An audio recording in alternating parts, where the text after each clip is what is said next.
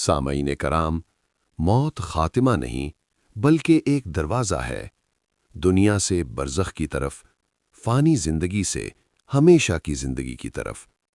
جیسے ہی انسان کی روح جسم سے نکلتی ہے، اسی لمحے اس کے ساتھ پہلا تحفہ آتا ہے۔ اگر وہ مومن ہو تو خوشخبری، اور اگر وہ گناہگار یا کافر ہو تو عذاب۔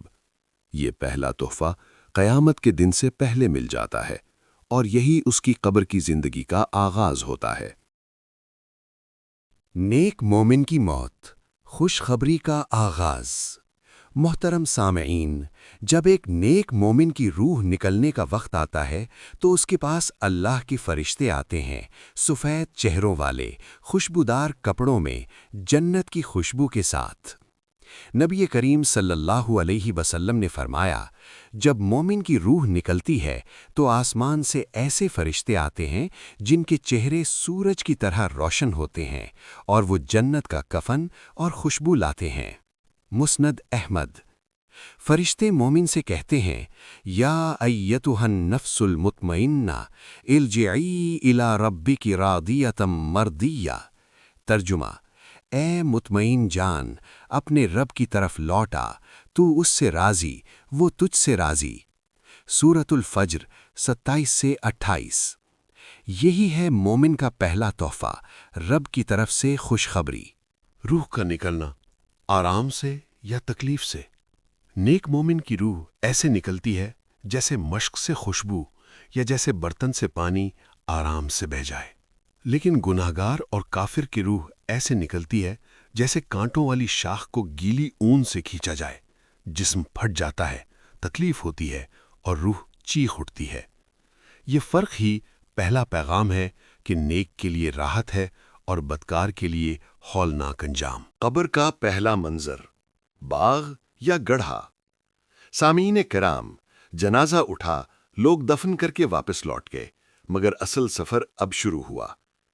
نبی کریم صلی اللہ علیہ وسلم نے فرمایا، قبر یا تو جنت کے باغوں میں سے ایک باغ ہے یا جہنم کے گڑھوں میں سے ایک گڑھا۔ ترمذی۔ یہی قبر میں ملنے والا پہلا تحفہ ہے، نیک کے لیے باغ، بدکار کے لیے گڑھا۔ نیک مومن کی قبر، پہلا تحفہ، راحت اور نور۔ جب نیک مومن کو قبر میں رکھا جاتا ہے، قبر کشادہ ہو جاتی ہے، نور بھر جاتا ہے، جنت کا دروازہ کھل جاتا ہے، خوشبو آتی ہے اور اسے آرام کی نیند دے دی جاتی ہے۔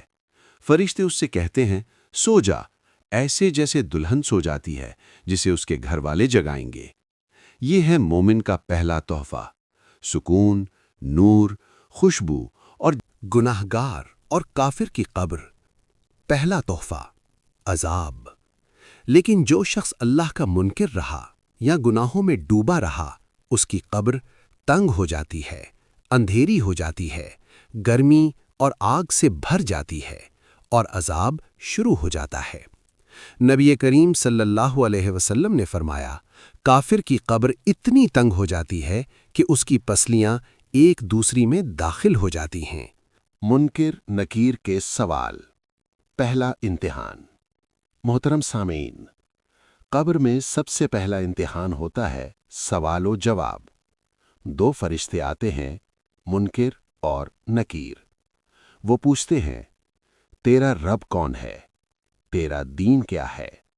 یہ آدمی کون ہیں جنہیں تم میں بھیجا گیا تھا؟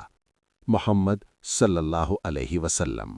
نیک مومن جواب دیتا ہے، میرا رب اللہ ہے، میرا دین اسلام ہے، میرے نبی محمد صلی اللہ علیہ وسلم ہے۔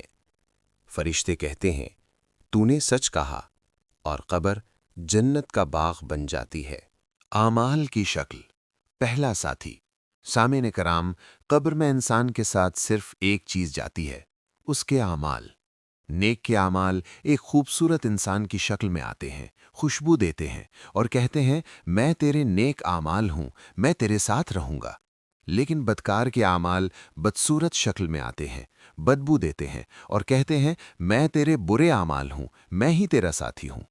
یہ بھی قبر میں ملنے والا پہلا تحفہ ہے، دوست یا دشمن۔ دنیا میں پہلا تحفہ اور آخرت میں پہلا تحفہ۔ ہم دنیا میں پیدا ہوتے ہیں تو پہلا تحفہ کیا ملتا ہے؟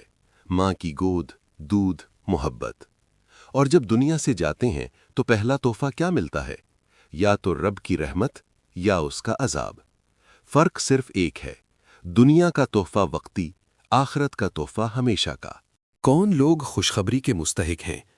جو اللہ پر ایمان لائے، جو نماز قائم کریں، جو حلال کمائیں، جو حرام سے بچیں، جو ظلم نہ کریں، جو توبہ کرتے رہیں، جو قرآن سے تعلق رکھیں، جو رسول صلی اللہ علیہ وسلم کی سنت پر چلیں۔